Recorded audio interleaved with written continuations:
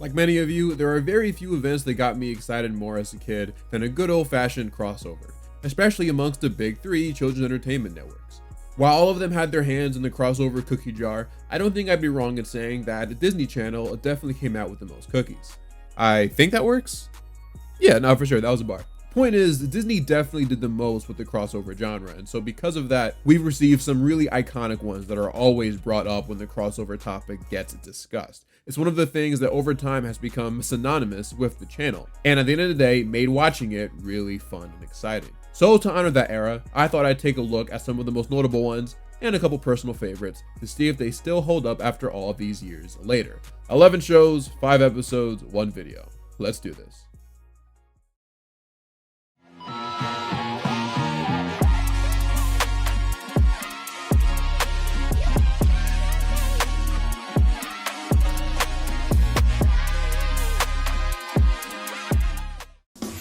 Aboard the SS Tipton for Wizards on Deck with Hannah Montana. Let's go. Win 9 stars. Wow. From 3 shows. Wait a minute. Who are you? Are all on board the SS Tipton. It's Hannah Montana! You get the Disney Channel special event, Wizards on Deck with Hannah Montana. Did you hear that? It's one cruise you will never forget. See if you can handle it. Watch Wizards on Deck with Hannah Montana tonight at 7:30, 6:30 Central on Disney Channel.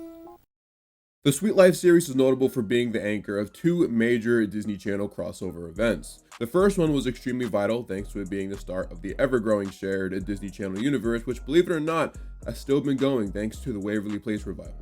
I think with both shows taking place in spots people will commonly travel to while embarking on trips, made it the ideal hub, if you want to call it that, for all sorts of crossovers without having to do any crazy writing gymnastics to make everything work. They'd even take advantage of this again years later when Mr. Mosby appeared on Jessie.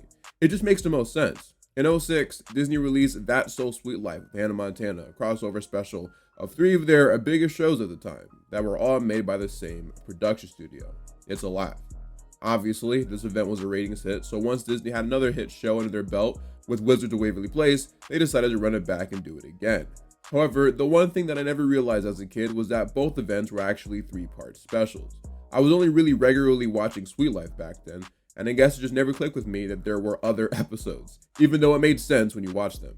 But regardless, although I wouldn't have gone wrong with covering either of these specials, there is a little more potentially spicy drama involved with the Waverly Place one that ultimately led to me choosing it. So let's revisit the episode and get into it. Today I'll be covering only the Sweet Life episode since it's the only one that was kind of a full-on crossover with all 3 shows. But for the sake of getting the bigger picture of the event, I'll briefly cover what happened in the Wizards episode that sets this one up. Basically, Justin wins an essay contest where the winner gets to go on a cruise aboard the SS Tipton and meet London Tipton herself, which is very funny because I feel like no one who is submitting to the contest genuinely cares about London Tipton like that, aside from the fact that they might just find her pretty. It's just funny because you'd think they'd win some sort of scholarship to somewhere, or perhaps even go to nerd camp or something. But nope, you get to meet London Tipton, someone who probably thinks essay is spelled, well, S-A. Thing is though, Alex is super behind on her schoolwork, so she is not allowed to actually stay on the cruise. But once she finds out that there's a school on board, she tries to convince her dad and mom that she will take advantage of that provision and truly lock in on her schoolwork. But as you can guess, she, doesn't. She ends up spending time with Harper, who she transported to the ship. Meanwhile, Zach and Max spend time together because, of course, they do. And as you could expect, London is not feeling Justin at all. This then leads us into the Sweet Life on Deck episode, Starcross, part of the show's first season. The episode centers around the highly anticipated arrival of Hannah Montana, who was boarding the boat as part of the whole Hawaii teen cruise thing, which was a plot point of the Wizards episode. She will also be performing there. Cody boasts, though, that thanks to their encounter that they had a few years ago at the Tipton, referencing the time where she ate cake off of Zach's shirt, he might be able to score some tickets. Zach comes across Alex for the first time and introduces himself and tries to use the fact that they both have brothers that seemingly don't believe in their vocational futures as a way to bond, but she's clearly not interested in him. I bet Woody would have a shot. He kind of looked like Benny Blanco. I mean, not anymore, but... Meanwhile, since things didn't work out for Justin, Max tries to put the moves on London himself. Honestly, they're 2 for 2 when it comes to Max pairing so far. First, he spends his time with London, then he tries hanging with Zach. I'm glad the writers saw what everyone else saw. That's why they get paid the big bucks. I guess. I don't really know how much Disney Channel writers get paid. Alex is tired of Justin being Justin, so she decides to put some things that she's learned from her science class to work, and dyes the hot tub blue, causing Justin to look like he came straight out of the Avatar universe. Mosby is apologetic over this, but mainly because he's under the impression that it's Zach that did this, whereas Justin knows for sure this is the work of Alex. Coincidentally, when Alex is on the run from both Mosby and Justin, she starts banging on a student Kevin's door, which ends up being Zach's. Hi! Zach, is this your cabin? Let's check it out. Thank you! On Deck was never as funny as the original show, but every now and then, the show really did have some really good jokes. Alex is appalled by Zach's room, but they don't have much time to talk about it before Mosby finds the blue dye outside of Zach's cabin, making him naturally put two and two together in a little bad weather. He knocks on the door, so Alex naturally hides, but not before spotting a half-eaten sandwich that's been there for who knows how long. You know, I used to think stuff like that was always an exaggeration until I remembered that I actually went to a friend's house once and there was legitimately a slice of pizza just on the carpet floor. Face down too. Needless to say, I am no longer friends with this dude. I heard he got married a year back somehow, so either he's already divorced thanks to his messy nature or his wife is just as messy. Mosby comes in and accuses Zach for putting blue dye in the hot tub, and after thinking about everything else he has put into the hot tub since he's been on deck, he denies ever doing that. Mosby isn't trying to hear it though, as he tells Zach that he will be forced to stay in his cabin for the foreseeable future. But that's not... Your butt is confined to this cabin. You'll have to entertain yourself with whatever's in this room. I think I can make that work. Top 5 joke the show has ever had, right up there with "Let's shoot for 40" and "For Paris is full of men, and I plan on shaking my bonbons for each and every one of them." Meanwhile, Cody is still on his quest to get tickets for the Hannah Montana concert. After multiple attempts, he gets bummed out and considers giving up. But after Bailey, who if you remember at this moment is who he has a crush on, refers to Cody as her guy, he decides to lock in even harder to get them. Which becomes even easier when a voice over the PA system says that there will be a teen cruise scavenger hunt where the winner receives tickets. Did you hear that? Darn right I did. I want a robot that makes pancakes. The Sweet Life on Deck will be right back, part of Disney Channel's Summer of Stars. We're back with The Sweet Life on Deck, part of Disney Channel's Summer of Stars.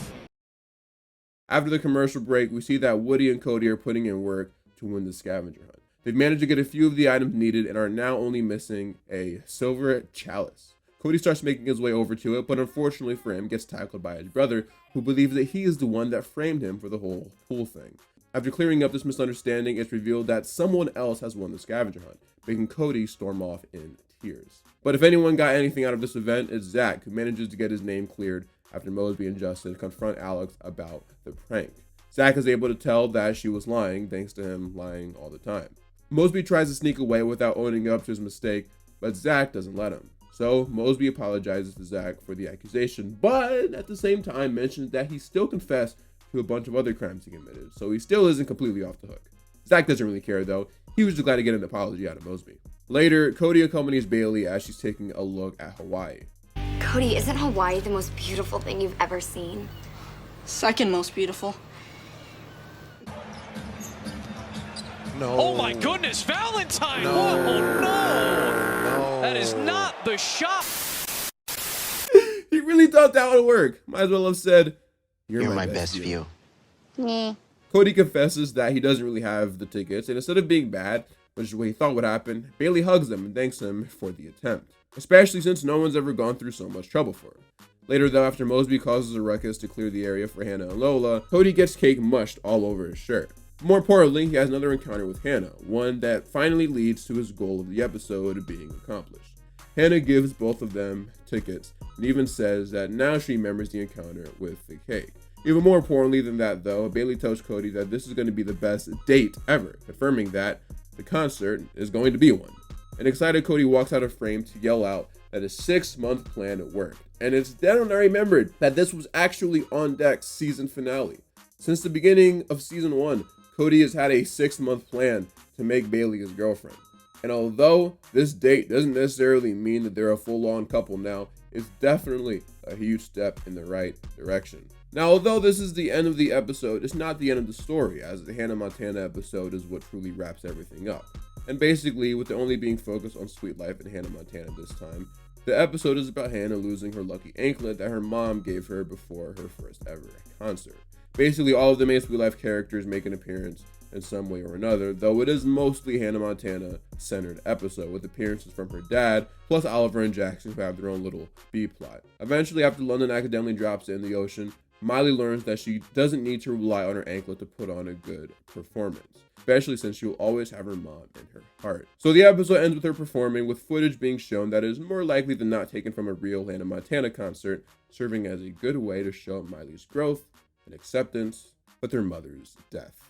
Now overall, going back to the main episode, I think it's actually really solid, and a lot of that comes to how well balanced it is. I wish I could say the same for the other one we got 3 years ago. That episode was mainly just a Raven and Zack and Cody episode featuring Hannah Montana in the last couple of minutes.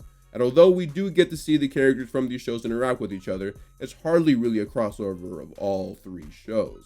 This episode though feels a lot more like a crossover, though it still isn't perfect. I do love the fact that characters from all 3 shows are all in it for its entirety. Zack, Mosby, and London are all dealing with the Wizards characters, while Cody, Bailey, and Woody are in the Hannah subplot. That's a lot of characters to write for in just 22 minutes, but somehow they managed to do it in a way where nothing felt too crowded. Every story had its own proper time to breathe, and even when the 2 plots did cross over with each other, like when Zack stopped Cody from getting the Silver Chalice, it felt natural and was important for both stories. It set up Cody getting the tickets for Hannah and Alex getting busted, thus clearing Zack's name. I also loved every single pairing that they did in this episode. I wouldn't have changed a thing. The biggest thing surrounding this episode though, something that's always been a topic of conversation, and the one thing that holds this episode from truly being peak, is of course the fact that it wasn't truly a crossover with all 3 shows in the sense that everyone interacted. Miley and Selena were never actually in the same place, so as a result, many people now complain about that. Yeah, it's kind of disappointing, especially considering how big both of those shows were, and the actors themselves. I remember I theorized in the past that the reason why this happened was because of some beef that happened between the 2 stars involving the fact that they both dated Nick Jonas. I've spoken about this beef on my channel before. I even did it in my last video, so feel free to check that out. I don't feel like covering it again, but yeah, apparently as confirmed by Jennifer Stone, who played Harper, this was basically the reason. And you know, I don't really have anything to say about it. They were teenagers, and although it's unfortunate that this led to them not sharing any screen time in the episode, it's not that big of a deal. This is truly one of Disney's best crossovers. Might actually be number 1, to be honest. Very few notes. Now on to the next one. Where is Rufus anyway? Myrtle Nalaquista! Bring it on. Lilo and Stitch the series, coming to Disney Channel every day starting October 13th. Crazy saying this out loud considering not only what the topic of this video is, but also what makes up more than 75% of the content on this channel. But growing up, I never really cared for Disney. Now, important to note, I'm not talking about the channels per se. I'm more so talking about like Disney. The theatrical films and whatnot. There's actually a lot of the so-called classic films that I straight up haven't seen, none of which I'll be disclosing at this time in fear of being yelled at. But don't worry, Lion King is not one of them. I say all that to say that there's only a handful of them that I actually care about, but my all-time favorite has always been Lilo and Stitch. I liked it a lot as a kid. I've liked it every time I've rewatched it. I genuinely think it's one of the best Disney movies ever, which makes it all the weirder that I never really watched the TV show much as a kid. Like I did, for sure, but I don't have any strong memories attached to it. I can't recall a single episode's plot, besides of course the crossovers. For whatever reason, this show had a lot of them with the other Disney cartoons that were airing around this time, like Recess, American Dragon, and The Proud Family. But the one that I've chosen to talk about today is a crossover with the one and only Kim Possible, one of the few Disney cartoons that I really enjoyed, and one that I've never spoken about on the channel before. Oddly enough, couldn't even tell you the last time I've name dropped Kim Possible. But regardless, we're here now, so let's get into it. The episode entitled Rufus premiered on May 16th, 2005, and this episode wastes no time setting up the crossover aspect. Look how fast this dude Stitch gets snatched up. Stitch, you're not supposed to tell me where you are. That defeats the whole purpose of hide and seek. Like, wow, they said we making the most out of this half hour. But yeah, Stitch gets abducted by an unknown ship, so Lilo tells Pleaky and Jumba that she's going after him. Lilo says that there's no one in the world that could possibly do the job better than her. And that's when Pleaky conveniently pulls out a magazine featuring Kim Possible. I tried to do it like how it was in the intro. It didn't really work. One thing that I always thought was interesting in crossovers like this, especially ones involving a character who was supposed to be well known, is when said character is just casually name dropped for the first time in the entire show's history. Like, it's not super hard to believe that this show and Kim Possible take place in the same universe, especially since KP does have episodes with aliens. I actually think that out of all the crossovers this show did, this one kind of makes the most sense. But it is just kind of funny to think about these shows being in the same universe this whole time. And then after this episode, they never acknowledge it again. But to be fair though, a teenage crime-fighting super spy is probably one of the least impressive things that Lilo's seen since she's met Stitch. Pleaky sends Kim a message which successfully reaches her and her partner Ron Stoppable. You know, ever since Berlizzi said it looks like Kim has a mustache in that one video, I've never been able to unsee it. It's a good thing Kim and Ron are on their way though, because as it turns out, it is actually Kim's arch nemesis, Dr. Draken, who is responsible for abducting Stitch. But really, this whole plan is the work of one Dr. Hamsterview, a recurring antagonist in the show, who is a megalomaniacal scientist whose primary goal is to harness the power of Jumba's experiment so that he may overthrow the Grand Councilwoman, take control of the Galactic Federation, and rule the universe. Okay, cool. Thank you, Wikipedia. I don't really remember this dude's origin like that. He hired Draken to kidnap Stitch, spread him across the world so he can then run everything. I think using two of the show's main villains is the classic go-to for crossovers like this. It just makes the most sense. Not mad at them for leaning into this trope. Kim and Ron pull up to the Polacki household and they all get to know each other a bit. Though Lilo is not a big fan of Kim since she thinks that it should be her rescuing Stitch instead. While Lilo is explaining the Stitch, Pleaky and Jumba spot Rufus and mistake him for an experiment that Jumba worked on labeled 607. Oh my gosh. And the rest of the side plot kind of goes exactly how you'd expect. It's mainly just used as time filler and is definitely my least favorite thing the episode does. While that's going on, Lilo takes Kim to the crime scene and actually ends up spotting Draken's glove that he left behind. And Kim realizes what's going on immediately. Knowing what danger might occur after this, she tells Lilo that she should stay back at the house. After all, she did promise to her aunt and uncle that she wouldn't get hurt. This just isn't a kid-friendly sitch. I'll be back in no time with Snotch. Stitch! Right. Not gonna lie, she kind of taking me off too, Lilo. Don't worry. Kim, put some respect on my guy's name. Oh. Hold on now. I know Shigo was in this episode. Never mind, I can't unsee it. It looks like she has a mustache too. Draken explains that according to the hamster dude, Stitch has the ability to destroy entire cities, which is true. So if they can duplicate him over and over again, world domination shouldn't be too hard to achieve. As Kim is diving out of plane, we see that Lilo has taken shelter in her parachute, which is crazy by the way. That could have been disastrous. They both could have ended up like Hillary's husband in that one episode of Fresh Prince. Will you marry?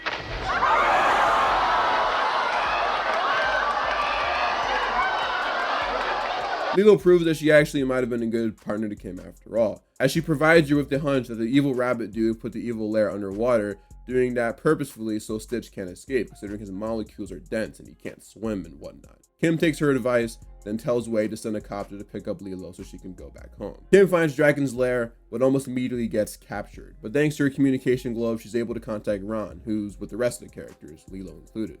After some bickering about who was actually going in to save Kim, eventually Lilo takes it upon herself to save her, citing her Hawaiian blood as the reason why she'll be able to withstand the effects of the water. Lilo, with the help of Rufus, makes it into the lair. Draken at first underestimates Lilo's ability to save KP, but it's obvious that he didn't watch the movie, because Lilo is built different.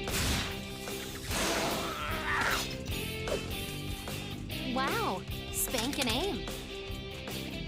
No big. From there, Rufus goes inside a machine to shut it down. You know, I was gonna make a Sky High reference, and then I remember the creators of Kim Possible actually made that movie as well. They really do have a goated resume. Lilo frees Kim just in time for her to throw hands with Shigo. It's actually insane that Kim can hold her own against her, considering Shigo is low-key kind of powerful. Like, man, if I was Shigo, I would have fried KP a while ago. Like, look right here. How is her skin not melting or whatever? Before she can finish the job, the lair starts preparing itself for an explosion. And whoa, Lilo and Kim just kind of leave both of them in there to die. Kim don't gotta save everybody kind of policy. Open the doors, Stitch! What'd he just say? Kim and Lilo start swimming up to the surface as the rest of the gang pick them up in their submarine. Afterwards, this scene makes it very clear that Lilo has a newfound respect and even admiration for Kim. Both of them end up giving each other props, which is fair because Kim kind of underestimated Lilo too. And the episode ends with them all going to a luau.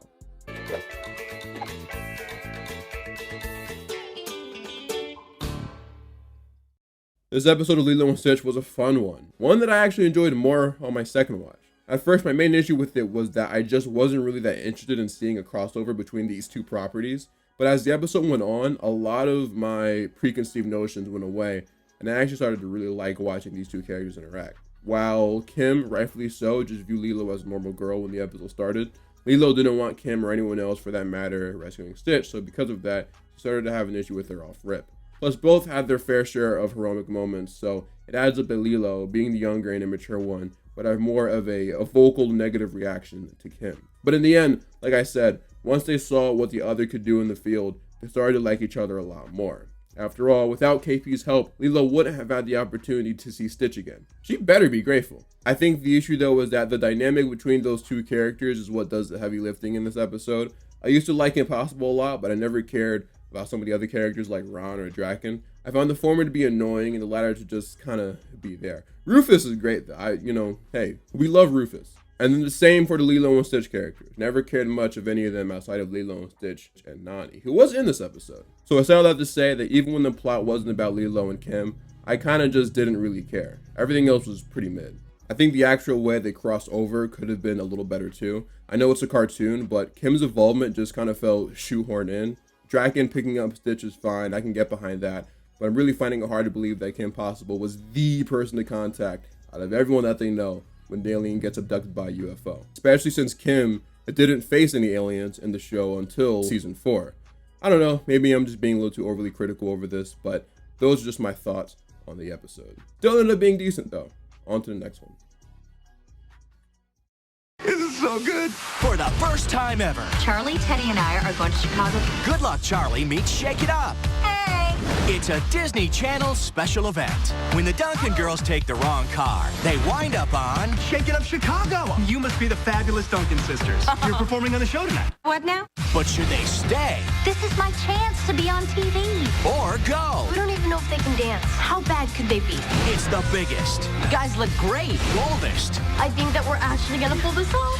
danciest, This is so exciting. can't miss episode ever. Pretty cool. Don't miss the all-new Good luck, Charlie! Shake it up. special event, Charlie Shakes It Up. Premieres Sunday, June 5th at 8/7 Central, only on Disney Channel. Shake It Up is a TV show that incorporates music, fashion, and dancing, all of which are things that in one way or another show that was airing around this time incorporated. Emma from Jessie loved fashion. China from Ant Farm was a musical prodigy. Austin Moon was a singer as well, plus he loved dancing. So why on earth is this show's only crossover with Good Luck Charlie, the show that is almost literally about nothing? Charlie Shakes It Up premiered on June 5th, 2011, and is primarily a Good Luck Charlie episode. The episode isn't like the Sweet Life one, where it's a big celebration of both shows involved. No, it really is a normal Good Luck Charlie episode that just so happens to have the cast of Shake It Up and its A-plot. The episode centers around Teddy, Charlie, and Amy heading to Chicago to go see their great aunt, who is very, very rich. They're hoping by kissing up to her, they will all get inserted in the will. Yeah, that's fair, I can't argue with that. While the boys stay home and make a yard sale, the Duncan women arrive in Chi-Town, but mistakenly go with the driver who they believe to be for them. After all, that aunt of theirs is rich. They quickly realize something is wrong when they get dropped off at the stage lot where Shake It Up Chicago was filmed, and everyone there assumes they are the Duncan sisters, a dancing duo. Amy, being Amy, immediately chimes in and says that they are in fact those Duncan sisters, being flattered by the fact that Gary Wilde believes that she looks young enough to be Teddy's sister and ecstatic to have the opportunity to be on TV. She then introduces Charlie as the youngest Duncan sister. Wow, what a large age gap between kids. While talking about if they should go through with this or not, the girls meet Rocky and Cece, who check in on them to make sure everything is okay.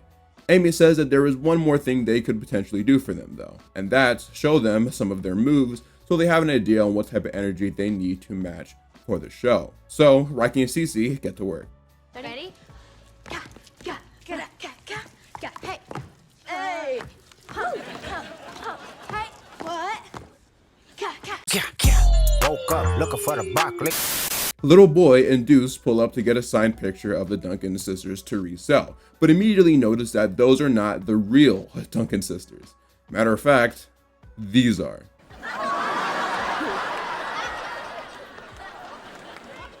I can explain that. Oh, come on. When are you gonna just... Actually, I'd kind of like to hear this myself. Yeah, where is there to go after this? Rocky and Cece mull it over and decide that since the Duncans, specifically Amy, have always had a dream of being on TV, just like they once did, they can use this as an opportunity to help them accomplish their dream. But after seeing them dance for the first time, they realize that they have their work cut out for them. Despite this though, they're still determined to get this done, especially since they have one secret weapon that'll make people like them.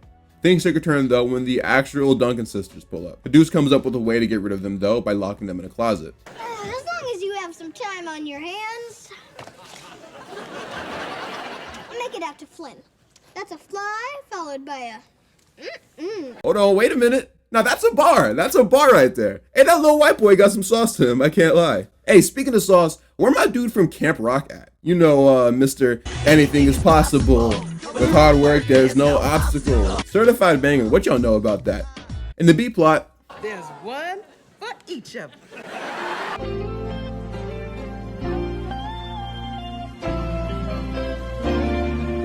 In the A plot, the Shake It Up Chicago cameras have started rolling, and the episode's filming process has commenced. At first, Cece and Rocky just start off by doing their thing, you know, a little dancey dance. Hey, before we continue though, we all in agreement that Bella was always the better dancer than Zendaya, right? Like Bella was always giving 110%, whereas Zendaya was giving like 47 maybe, around there. No shade, but like as I've gotten older, it's just become increasingly more obvious who the better dancer was. Anyway, the talk about good dancing ends here though, because out come Teddy and Amy Duncan, who, you know what, are actually kind of holding their own. I take that back. I rescind that statement. But out from the back comes their secret weapon. Who doesn't love babies? I mean, look, her little hat is crooked. That's funny. The crowd starts applauding a surprisingly decent performance. But Amy can only soak in it for so long, as the real Duncan sisters come out from the closet they were locked in and tell the security guards what happened. At least I'm assuming that's what they did. Thanks to Shake It Up characters being in this episode, Disney couldn't afford to give these girls speaking roles, so we just gonna assume that that's what happened. You know how this show usually ends with some sort of stinger that is usually on the nonsensical side and likely isn't canon to the actual show? Well, this one ends with the Shake It Up crew coming out of the Duncan suitcases, bringing them into the Good Luck Charlie verse. Well, we really wanted to see Denver. Why? Jokic wasn't even playing there then. Don't tell me y'all are Aaron Afalo stands.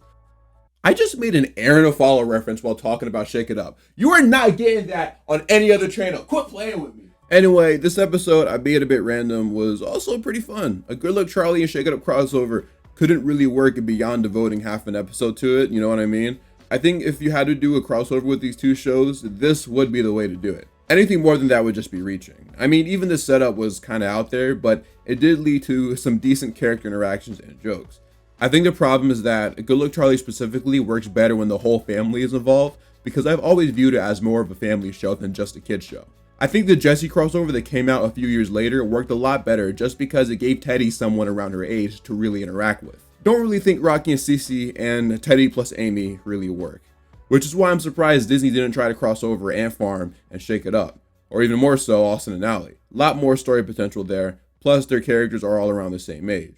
Overall though, the episode wasn't bad. Good Luck Charlie is just a good show, so not much of a surprise that this was a decent watch. Nice quick little crossover to potentially give Shake It Up a little ratings boost. Now on to the next show. I booked Austin to play Times Square on New Year's Eve! Friday, December 7th. I can't believe 1 billion people are gonna be watching you. Big dreams. Is this really happening? In the Big Apple. That's your Austin moon screen. We have to go see Austin perform in person. On this big night. It's my first New Year's Eve in Times Square. Fate brings Austin and Ally. I see the ball. We must be close. And Jessie together. Are you? Yes! Austin and Jessie and Ally, All-Star New Year. The ball drops Friday, December 7th at 8/7 Central on Disney Channel. By the time 2012 hit, Disney had already had a few crossovers under their belt. At this point, crossing over a few of their most popular shows was just to be expected, and it proved to be a reliable ratings investment. So, naturally, once Disney had established its next era of big sitcoms, they wanted to see which ones would make sense for a crossover. We still never ended up getting that Shake It Up and Austin and Ally crossover that made perfectly good sense, but we did end up getting multiple Jessie crossovers. Good Luck Charlie, Livin' Maddie, and even Ultimate Spider-Man for some reason all got their individual chances to share the spotlight with the show. But the series' first crossover, and the one we'll be talking about today, is Austin and Jessie and Ally, All-Star New Year. They definitely could have come up with a better title than that, I'm not gonna lie. This one is a two-part special, with part 1 airing as an Austin and Ally episode and part 2 airing as a Jessie episode. The story kicks off when Austin finds out that Trish managed to book him to perform in Times Square on New Year's Eve. Except she actually sold the bag and instead booked him to play at this restaurant called Times Square Pizza. Pretty sure this dude was in an episode of iCarly once. Okay, I will say one thing that this crossover does really well is the actual crossover aspect. I'll mention more examples of this later, but one of the ways they try to make this one stand out is by giving this episode its own special intro. Now, someone is gonna say that the Sweet Life episodes did the same thing. Yes, but only when it first premiered. Whenever we see reruns of the episodes, the special intro didn't stay, especially on streaming. Also, that one just wasn't good.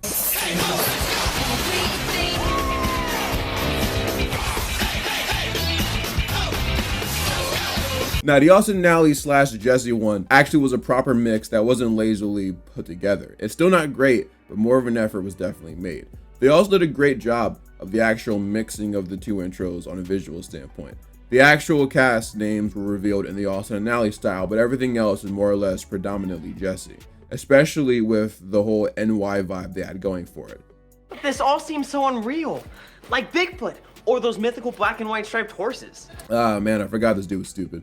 Everyone starts talking about the scheduling mishap and how to solve it. That is, of course, everyone minus Austin, who is still under the impression that everything is good. Before deciding to tell him, they scheme up ways to get Austin a last-minute performance. Hi, Mr. Clarkson. I'm Trish, Austin Moon's manager.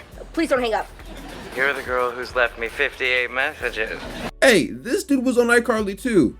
He was that great value Jack Black dude that likes spanking people. Nickelodeon, y'all. Anyway, where the actual crossover part comes in is when we pan over to New York City and we get a little scene involving Emma and Jessie.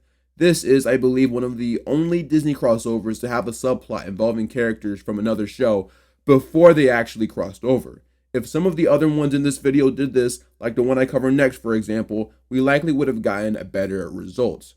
Emma excitedly screams, which causes Jessie to come in and ask what's up, but quickly is able to tell that that is Emma's Austin Moon scream, because apparently Emma is a big fan of Austin Moon for this episode and this episode only.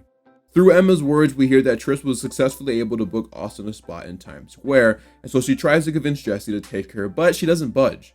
Eventually, after Emma tells her that Ryan Seacrest is going to be hosting it, Jessie agrees to take her there in hopes of meeting him. Meanwhile, back in the A-plot, Trish manages to book a last-minute flight to New York thanks to her having a relative that works for the airline. But part of the deal was that she would have to pick up a job working for the plane, in classic Trish fashion. She really was the Dennis Schroeder of Disney Channel. But the plane unfortunately is facing mechanical issues, so instead, they're just gonna have to land in Philadelphia.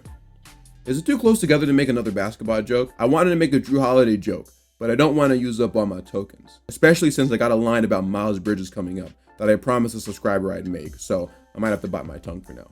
Trish manages to book a cab ride from Philly to New York, but they realize they might not have enough money to cover the expense, which is $208. So they get kicked out conveniently right in front of the Jessie Hotel.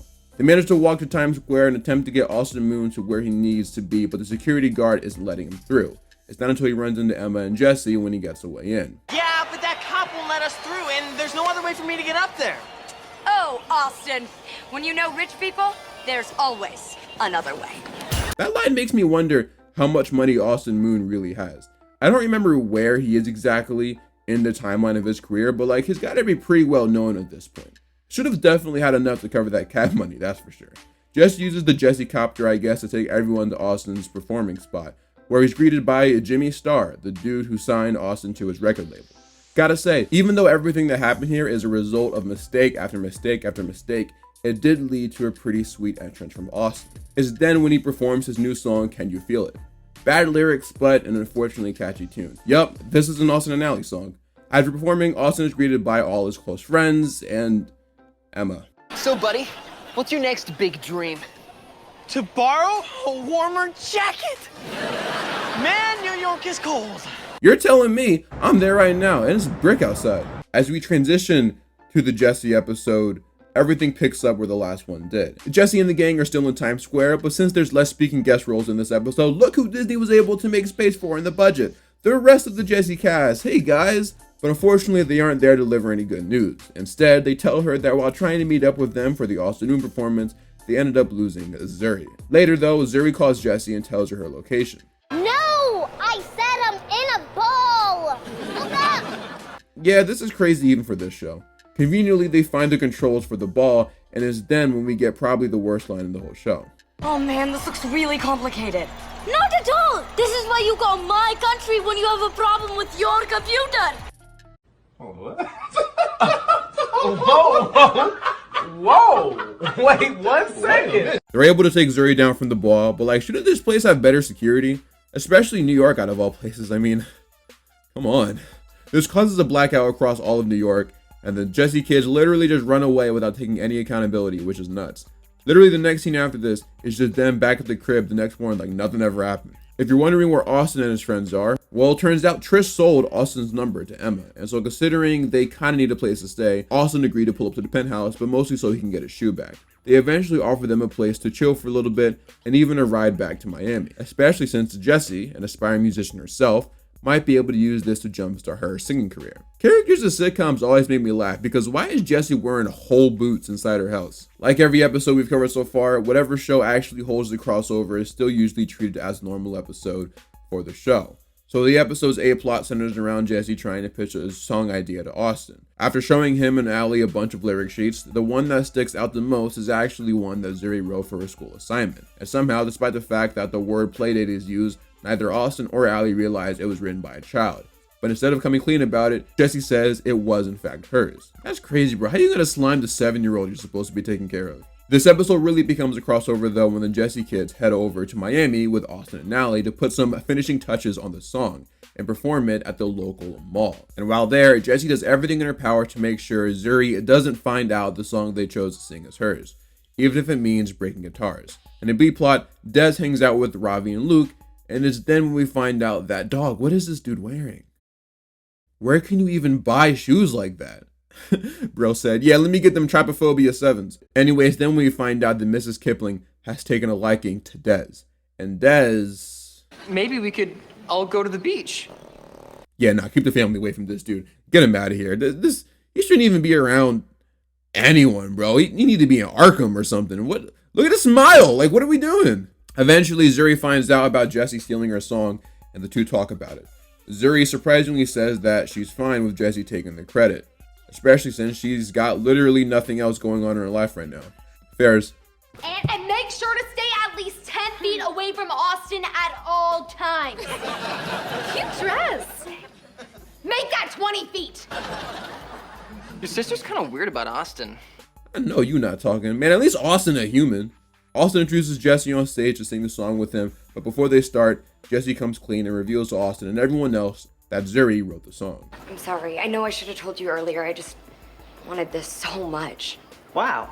It takes a really big person to admit. Enough with the jabba jabba! Nah, for real. She said, we only got like 3 minutes before we all got to go back into our own shows. Let's end with a bang. Austin and Jessie start performing their song face to face. It's not released officially though, so for once, I can actually play some of it.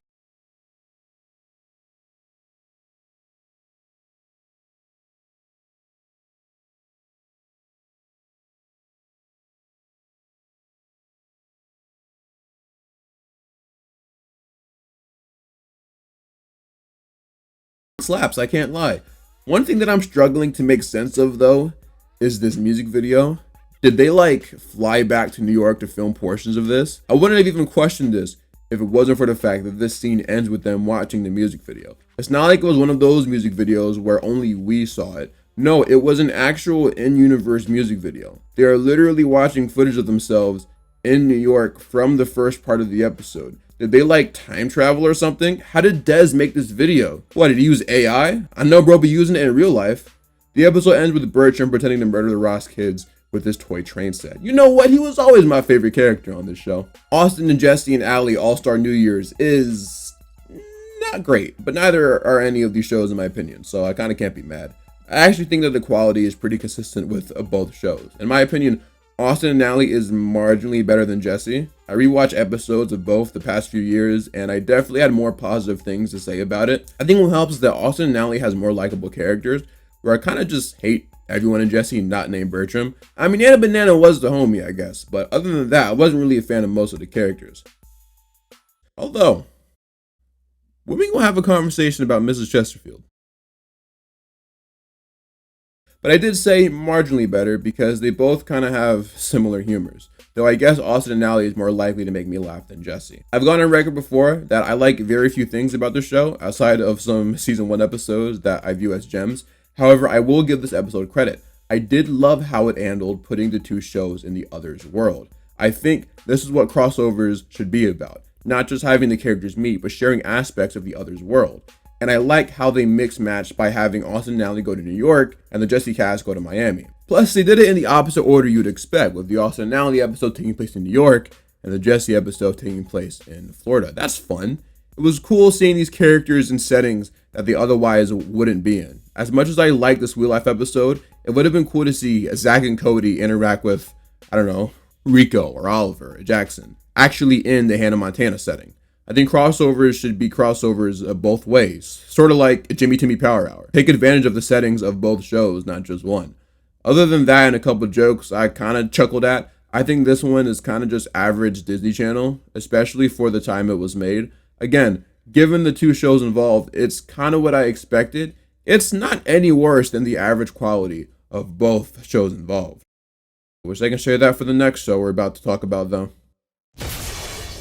Fancy. What's going on? Two can play that game.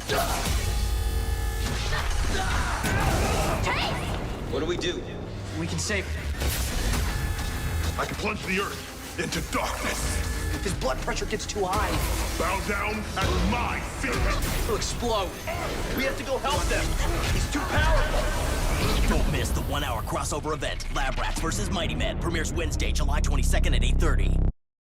There are two types of crossovers in the entertainment world. There are the crossovers that require a little more work and creativity to make happen, but then there are crossovers that just had to happen.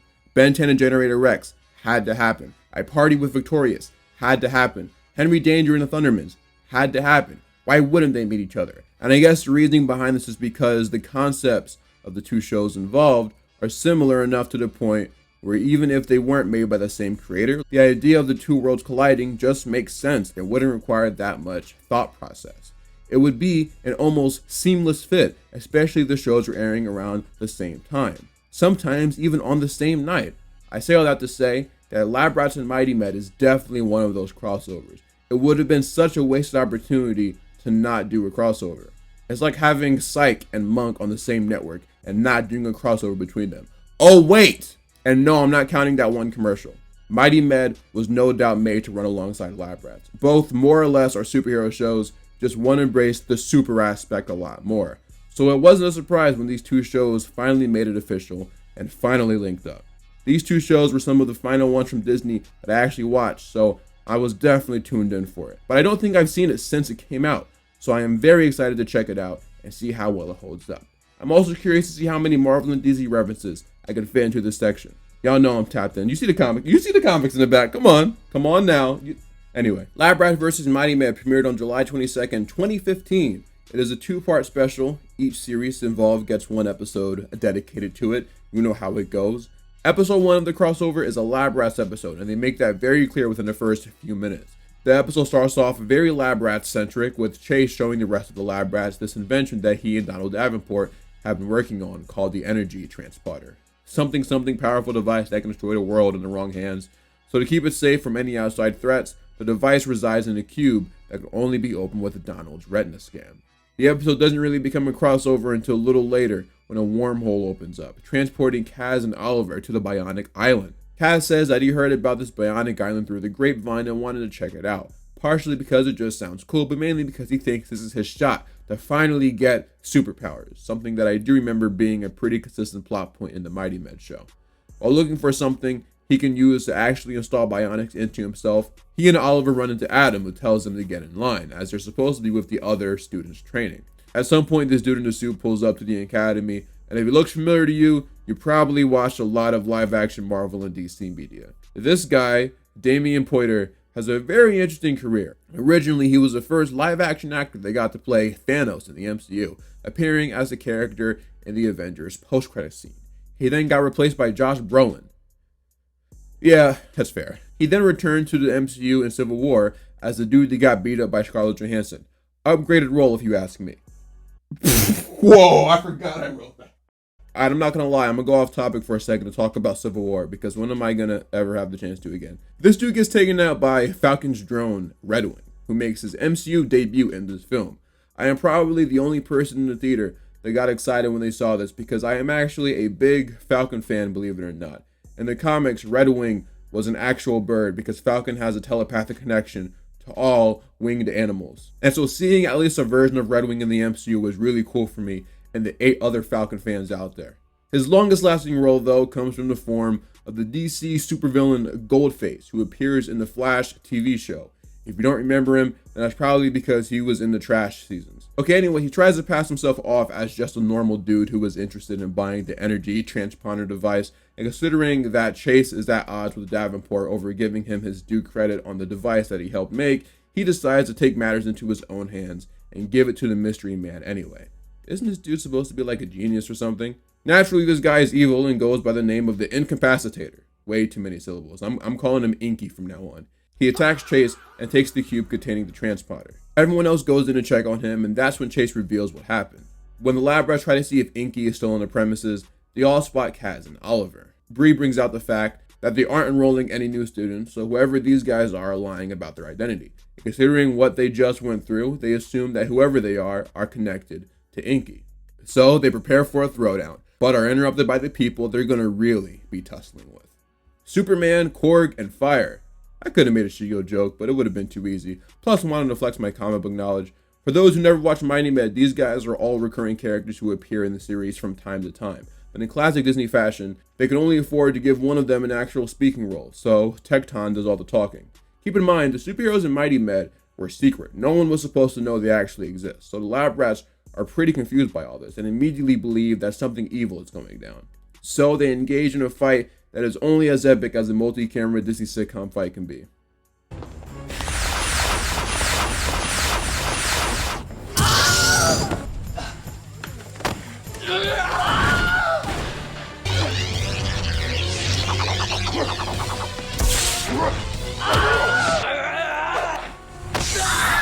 Oh man, he sent Leo over there. Well, we don't go there. Yeah, you go over there, you may never come back. Anyway, the fight stops once they see that Davenport is under attack by Inky. Turns out the Mighty May heroes were actually after him the whole time, which is why they arrived at the island. With this discovery in mind, the two sets of heroes call a truce. Wait, so you guys are real superheroes? Like the ones in the comic books? And on my lunchbox? Now mind you, he just watched his stepdad get attacked by a supervillain, and this is how he's acting. No sense of urgency, bro. Leo used to be the best character on the show. Now he's just Net's Kevin Garnett. This whole scene kind of trash though, because why are they all just standing around when this dude Donald is potentially about to get murked by this dude? Inky managed to somehow copy Donald's retina scan and use it to open the box. The band of heroes arrive way too late because of course they do. Worst superheroes ever, bruh. What's Bree's excuse? She literally has super speed. That is literally your dad. Well, not literally. I guess it's technically this dude. But you don't even care about him like that for real. The heroes try to lunge at Inky but get, I guess, incapacitated. And what do the lab rats do? Nathan. I used to think these dudes were like this universe's equivalent to the Justice League or whatever. But nah, these dudes won't even make the Doom Patrol. Now, Doom Patrol got some decent characters. They're not even making the End-Men from Jimmy Neutron. In a fit of rage, Chase tries to go at Inky and gets knocked out. Just imagine what I'm going to do to the rest of the world. They couldn't have at least had my man fly away or something? Bro just scurries off camera. Chase is alive but badly injured. Even Davenport isn't sure exactly how to fix him, especially since the Bionic Island lacks the equipment necessary to save him. But that's when Kaz and Oliver offer to take Chase to Mighty Man Hospital, considering they deal with stuff like this all the time. Not having much of a choice, Donald gives this idea a green light. Which brings us into part 2 of the episode. New powered doctors will be revealed. We'll be right back to Lab Rat's Bionic Island on Disney XD. The superhero doctors will see you right now. Back to Mighty Med on Disney XD. Everybody minus Donald heads to Mighty Med, and once they check Chase in, they meet Horace Diaz, the head doctor. I remember this dude kept saying that he loved Bridges in every other episode. Well, hopefully if he starts watching the NBA, he becomes a fan of McCall and not Miles. I mean, I'd even take Jalen Bridges over that loser, and I didn't even know who he was until today. Thing is though, Horace doesn't know how to save Chase because he doesn't operate on bionic humans, only superhumans, which creates quite the issue. Everybody splits up into two groups. While Leo stays with Kaz as they try to get Chase up and running again, Adam, Bree, Oliver, and Skylar Storm go to look for Inky. Thing is though, considering Horace doesn't have much of an idea on how to save Chase, you know that Kaz doesn't either. But the two of them come up with an idea using a machine that can swap people's intelligences. Considering Chase is the only person smart enough to save himself, Kaz swaps brains with him. It's then when Kaz realizes what's wrong. Chase's chip was more or less disabled by Inky's negative energy, but he should be able to bring him back to life by jump-starting his chip with a positive electro pulse, which instantly works, but it comes with a side effect. Chase's energy resulted in a virus spreading throughout his chip, causing it to generate that bad energy. He's chilling as of now, but if his blood pressure rises dramatically, he could go, well... Kapuya! Kapuya! Abros, the superhero who can sense where people are and draw their location, manages to track Inky at the Eiffel Tower replica in Vegas, so the gang heads over there. Chase gets a text that everyone is on their way there, so he wants to join the fight. Kaz and Leo tell him that now's not the best time, but doesn't expand upon the whole Kapuya situation. So the three of them find what is called the Invisible Ambulance and head over to Vegas. Aren't we supposed to like see ambulances? What's the purpose of an invisible one? Anyway, this dude Inky starts duplicating himself like he's...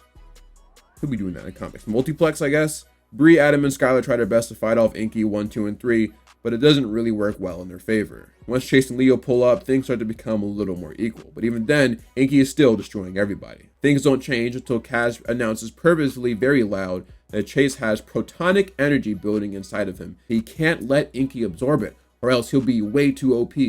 And then Inky says bet, absorbs it, and realizes he absorbed the virus instead, and goes Kapuya! Huh. Yeah, that guy's gotta be dead, right? Everyone heads back to Mighty Med to say their goodbyes, but more importantly, Kaz and Chase swap brains. The scene also wraps up some of the other plot lines that were happening throughout the episode. Bree and Skylar kind of had a back and forth thing about superheroes versus bionic heroes and which ones were better, which is a fair plot point to bring up in this episode, and it's one that makes sense. But in this scene, they squashed all that and realized it doesn't matter how you got your powers, as long as you're using them wisely. Oh, they also wrap up the side plot of Bree having a crush on Oliver. I remember this being a pretty common thing in Lab Rats. I swear Bree never had as pronounced of a personality trait as the other characters. She was kind of just the girl who did stuff, and so the one thing they'd constantly give her was crushes. But once she realizes that Oliver reminds her of Chase, which I don't really see much at all, she gets grossed out by him. After they say their goodbyes, Bree takes the rest of the Lab Rats back to the Bionic Island, and they never see each other again. Oh wait. Yeah man, I'm not gonna lie. Unfortunately, this crossover was kinda stinky. Just wasn't very good. Disappointing, might I add. Where does one even start with this? Well, I think the main issue is that the writing is just not good at all. This crossover kind of reminds me of Iron Man 2 in a way. I like Iron Man 2, I think it's a fine movie, but it's also not much of a movie. You can kind of just tell it was mainly just made to set up the Avengers. This crossover just felt like they needed to have these two shows meet because they likely already knew they were going to end both of them to make Elite Force. And so because of that, that was the only thing they were really concerned about while making this. I feel like this is pretty apparent by literally the way they tied these two shows in together. From the start, it was just incredibly lazy. Kaz and Oliver literally just spawned into the show with no prior setup whatsoever, but they just so happened to do so at the same time a dude that is kind of connected to them attempts to steal a device. The superheroes from Mighty Med go over to the island not because of Kaz and Oliver, but because of Inky.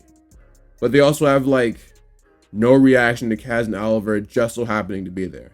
I'm sorry, I'm just not willing to give that a pass. That's a really lazy way to connect these two shows together. And it's even more disappointing when you realize that considering how similar these shows are, you could have actually gotten a really cool story out of them connecting. Merging sci-fi with superhero stuff. Are you kidding me? There's no way this was the best thing you could think of. I'm sorry.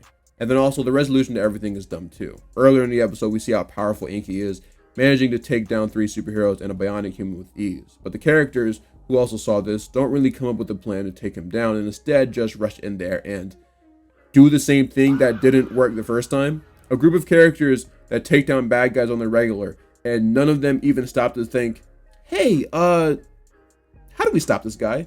Skylar, you're like an actual superhero. It didn't once dawn on you come up with a plan. You got the most experience out of all of these guys. You can't be making this kind of mistake.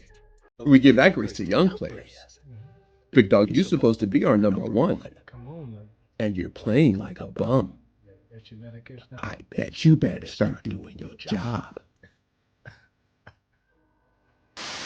But instead, the story is resolved by Chase just so happening to show up with that virus. The story was just incredibly weak, and we didn't even have a lot of cool moments from it. The main story itself isn't bad, I guess. And like, there is potential here, I just think they told the story in a weird order. It would have made more sense for the superheroes plus Kaz and Oliver to be tracking Inky, since he's apparently an established villain. They see he's at the island and go find him, but then Kaz and Oliver overhear that and want to check out the island, especially since Kaz wants powers. That would be a more natural way to tie these two shows together. I don't know, not my job to write the episodes, so I don't really care that much. But yeah, this crossover had a lot of high potential, but it just didn't land as well as it should have. Oh well, they can't all be winners.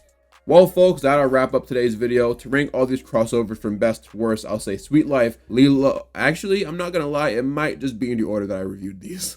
That wasn't even on purpose. If you enjoyed the video, please make sure to like it and hit that subscribe button. Plus, if you want to see a Nickelodeon one, then you might want to share this with your neighbors. I'd love to do one. Matter of fact, it could be my next video. Let me know if y'all want it, and I can move around my plans a little bit. Follow me on TikTok, follow me on Letterboxd, follow me on Comic Geeks. Join my Patreon if you wanna. I'll be posting videos early on there and occasionally even exclusive content. And yeah, as you can see, I changed my background, you know. That means it's a new era. Embark on it with me. I am Mr. Nostalgia, and I am out for now.